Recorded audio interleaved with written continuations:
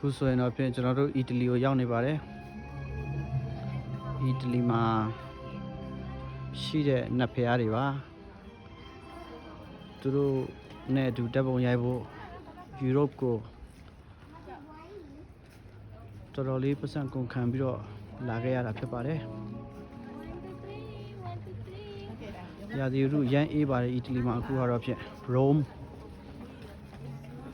မြန်မာလိုဆိုရင်တော့ရောမမြို့လို့ခေါ်ပါတယ်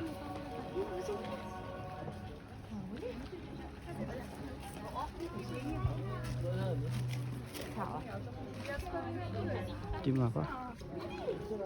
အီတာလီယန်နေပါ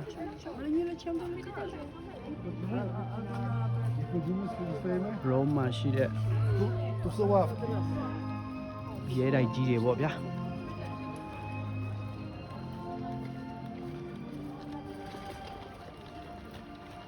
ကျွန်တော်တို့ဒီလိုမျိုးရာသီဥတုနဲ့ဒီလို view မျိုးရဖို့တော်ရုံတန်ရုံမလွယ်လာပါဘူး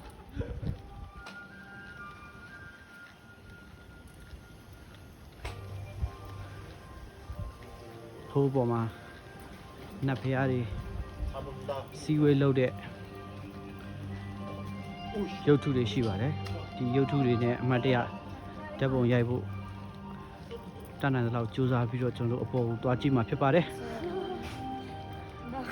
အီတလီကိုရောက်နေပါတယ်အခုကတော့ကျွန်တော်တို့ Rome မှာပါခင်ဗျရောမမြို့ပေါ့ဘယ်မှာလို့ခေါ်ရင်တော့ရောမကိုရောက်ရင်ရောမလူကျင့်ဆိုတဲ့စကားပုံရှိပါတယ်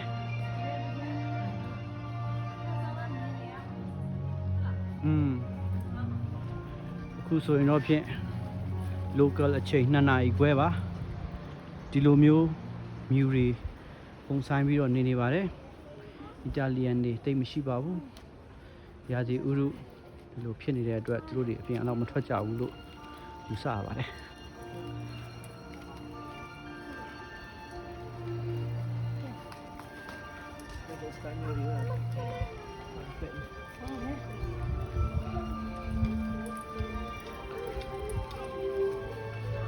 ကျွန်တော်တို့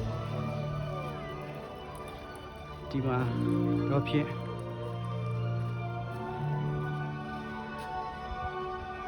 နတ်ဖျားတွေမီတင်လုပ်တဲ့နေရာပါခါဆာလျက်အရှိမနတ်ဖျားတွေဒီလိုမျိုးတောင်းတောင်းဖြားဖြားကြိုဆိုပြီးတော့သူတို့မီတင်လုပ်ကြတယ်လို့ပြောကြပါတယ်ဒါတော့ဖြင့် Ellipse Castle လို့သူတို့နာမည်ပေးထားတယ် Ellipse Castle ရဲ့အလဲကိုကျွန်တော်တို့ရောက်နေပါတယ်မကြခင်မီတင်စတော့မဲ့အနေထားရှိရလို့ထင်ရပါတယ်ခင်ဗျစပီကာကနေအတန်ကြီးလွှင့်ထားတာကမီတင်မတိုင်ခင်အစပြိုးဖို့အတွက်ဝင်တဲ့ intro နဲ့တရံတော်တော်လေးကိုစင်တူနေပါတယ်ခင်ဗျ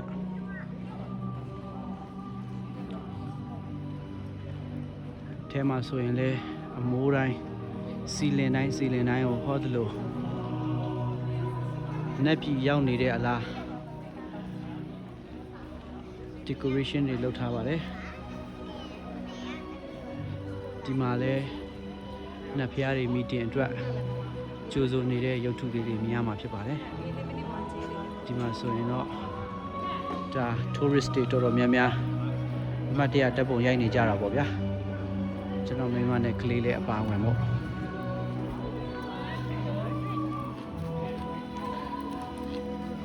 နေမင်းကြီးတွေကျဲကြီးတွေစကြဝဠာတွေအကုန်လုံးမီတင်လုပ်ကြတဲ့သဘောပေါ့ဗျာဒီစကြဝဠာဒီမှာဆိုရင်လဲဒါနေစကြဝဠာနဲ့ပတ်သက်ပြီးတော့ဆွဲထားတဲ့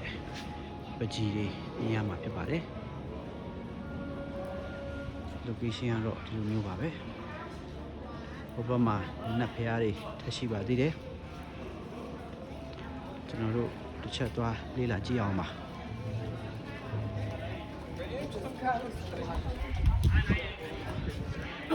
Italian tourist တွေပါဒီမှာဆိုရင်တော့ဖြင့် ဒါနတ်ဖျားဘွားတော်တပါဘာကိုကင်ပြီးတော့လဲတော့မသိဘူးမတက်ရက်နေပါတယ်ခင်ဗျရွှေစင်ရုပ်ထုပေါ့ဗျာအဝင်မိုးကြီးဖြစ်ပါတယ်ဘယ်မှာဆိုလဲကအဝင်မိုးကြီးပေါ့ Ellipse Castle ဖြစ်ပါတယ်ဗျ